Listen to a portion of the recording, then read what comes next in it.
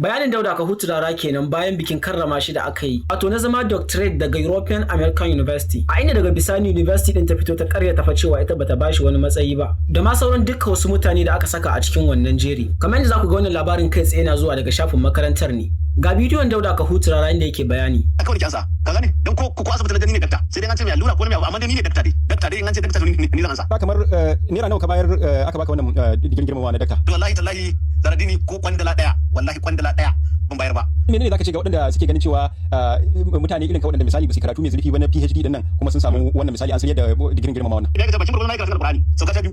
Bakin burguna a gaban mahaifiyar na sauka, kafin Allah ya karbi kai. Na kuma zo jihar Kano na sauka. Ina da karatun addini na bakin burguna. To kuma ai wannan ma ya isa bani wani abu. Ya ga magana karatu ake. Dan duk wanda ya karatu boko na wai fa nashi, zan yi karatun addini.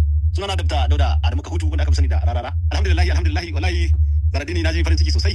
Duba da mutanen nan sun mun magana akan sun yi duba da wasu abubuwa ne wanda nake yi ko da wasu halaye na ko da wasu ayyuka na wanda nake gudanarwa to sai abun ya bani farin ciki wanda har wasu na ganin abubuwan da nake yi muna tafiya akan daidai bakin gurgudu. Na kuma zo jihar Kano na sauka.